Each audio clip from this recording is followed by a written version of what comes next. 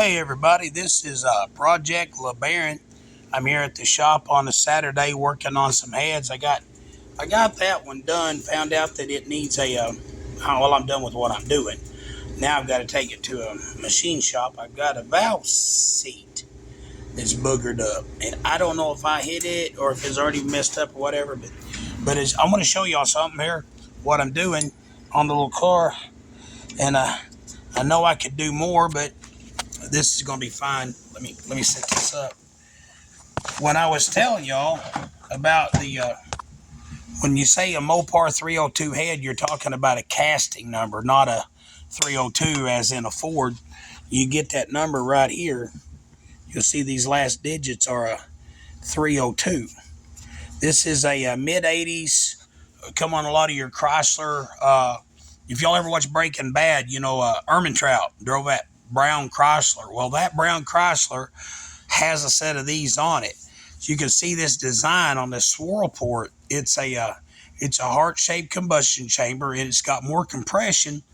If you'll look at, let me wiggle this around. These are the heads I took off. If you'll notice, this has a big lip. This is all hollow here. So same size valves, but this has just got a tighter combustion chamber. I've taken several older 302s, take these off, put these on, and it's power you can feel. It's power you can feel as soon as you do it. And I know I've watched a lot of YouTube videos recently about these heads, and some people hate them. I'm like, man, if you hate them, my address is 3183 Highway 167. Evening Shade, Arkansas. I'll pay shipping if you'll send them to me, okay? They say they're prone to crack. Man, I ain't seen a head yet that wasn't prone to crack. I've had 906s crack. I've got 454 heads cracked. I've got 350 Chevy heads. I've seen 350 Chevy heads cracked because you took them off. So anyway, I want to show you what we're doing here, and I'm going to get the light up here in a second. I'm going to take the first thing I did was I've been watching YouTube videos, and I've learned that, okay, like these valves get shrouded right here really bad.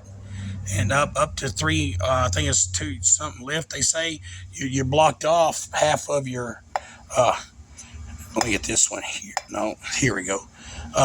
You can open the valve up to there, and it would still be blocked up to here, and it still have half of it blocked off. So I kind of ground that edge down. But that's what I did here. We gasket matched. And I didn't realize this either. I took my old head so that I wouldn't mess something up. You can see where I've painted the gaskets. I still haven't cut these out. But you see, like this one right here, like my thumb covers that hole. Okay, my thumb covers that hole.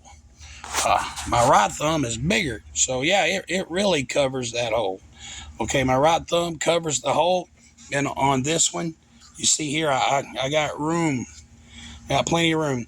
Now, I could hog it out more, but I'm going with a stock cam. So all I'm trying to do is just free up a little bit of flow. But one thing I noticed I never saw before in these heads, because I never paid attention to them, but there's a hump right here. There's a big hump. There's a large hump. What I did was I went and got this old head to make sure, and I just got my grinder. I cut the hump out. And there was still plenty of metal. So on this one, I'll show you in a second. We'll get the light up here. I'm going to take these valves out. You can see here is the stock. I still haven't touched this one, so you can kind of see in the exhaust how you see how it's blocked off, that hump, and that thing right there's got that blocked off pretty good. See the shadow. There's a big shadow there because I can't get the light to come through that real good.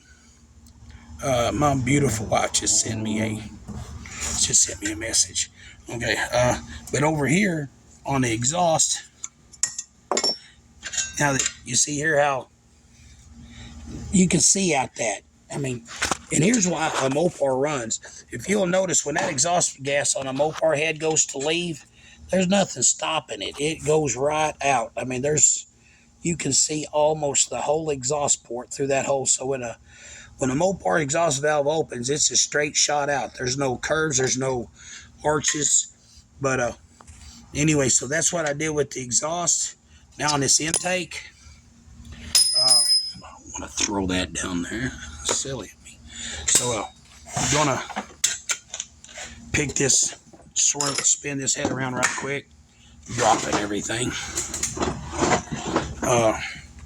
Like I said, you can see inside the exhaust in the intake.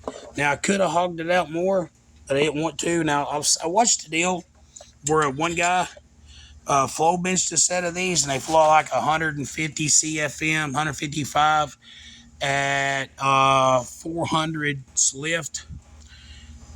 He done exactly what I did here, and he got it to flow up to 260 CFM at 400 lift. So, that's a substantial gain. There's no sense in hogging this out more. I gasket matched it. Like I said, you can see the difference in the exhaust ports.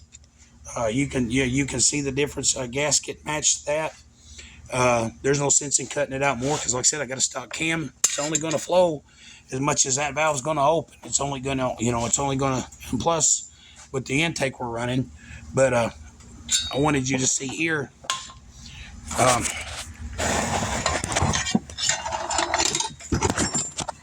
this around.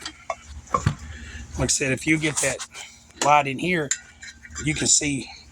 Now they say you gain, what is it, like 90% of your power in the first 10% of your cutting and 10% in the last 90 of polishing. Well, I'm good with the doing the 10% of the work for 90% of the power. I don't need that other 3 horsepower. I've taken these heads and put on a stock 318 and run in the high 9s in the 8th before, and I've never ported a set of these ever. It's kind of funny porting them. These valve guide humps, like you look inside of here, you look inside of that head right there, and that's just got a valve guide hump like everything else, but with that port being so small, that blocks off. Heck, it blocks off a third of it. The valve guide humps are the same as them 440 heads over there, but them valves are tiny. Them ports are small. And like I said, you can look inside of here, and you can tell that, like I said, you can look inside of that exhaust right there and get the light on it.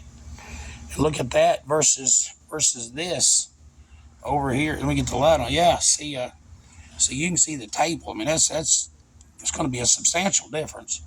So, like I said, I've never ported a set of these little bitty. It's hard. It's funny. It's difficult porting them because the holes are so small. Anyway, that's where we're at on this project. Like I said, I've got that head ported already, and I've got it not fly cut, just unshrouded. Just unshrouded those valves a little bit, and I've got to do these 3 cylinders, and I'll be done with the heads. I'm going to take them to a new machine shop I found in Little Rock. I've got one machine shop that I used my whole life, and then it got to where if he said it's going to be 300, when you went to pick it up, it was 700, and then yeah, you can see the difference, man. Like I said, and then another machine shop I started using, and anyway, the guy did the job wrong and told me it was my fault that he did the job wrong. So I'm like, well, I ain't coming back here. So there's a machine shop in Little Rock, buddy of mine, good guy, fastest guy I know. He told me about a machine shop he's using, and yeah, you can see the difference there. You can just see that. Yeah, see that light's back up in there, but that's blocked off. A third of that port's blocked off from that valve guide. So like I said, we got that cut down, and yeah, I'm just getting excited about this.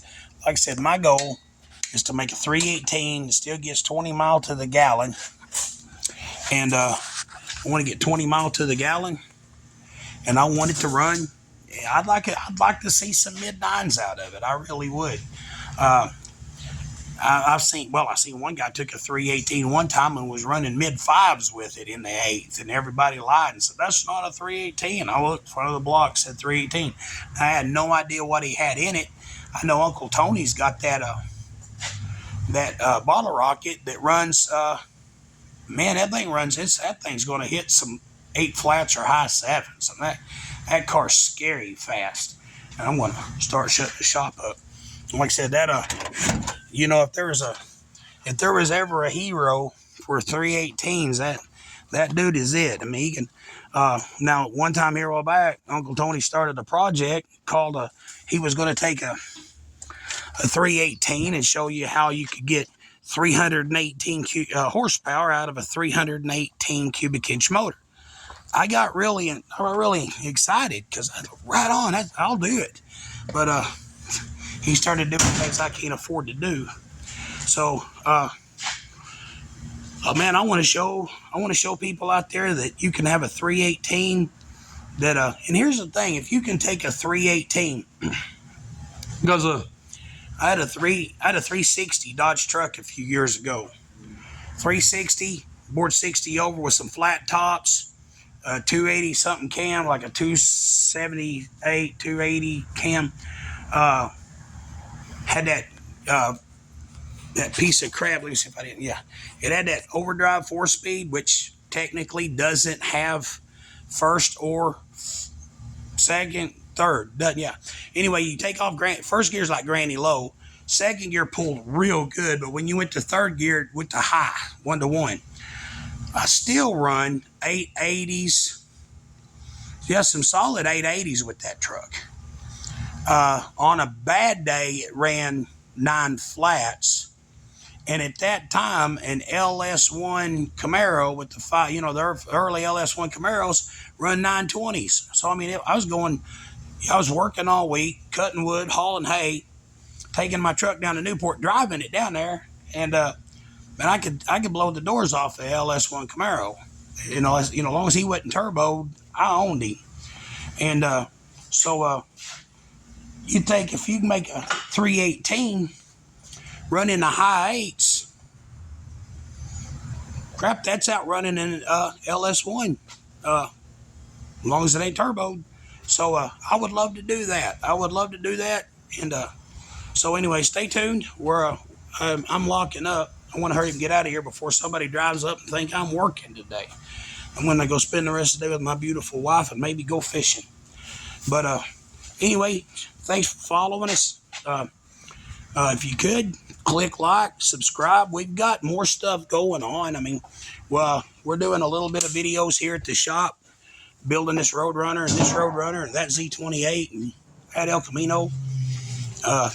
Today, I traded for a 1947 Plymouth two-door coach.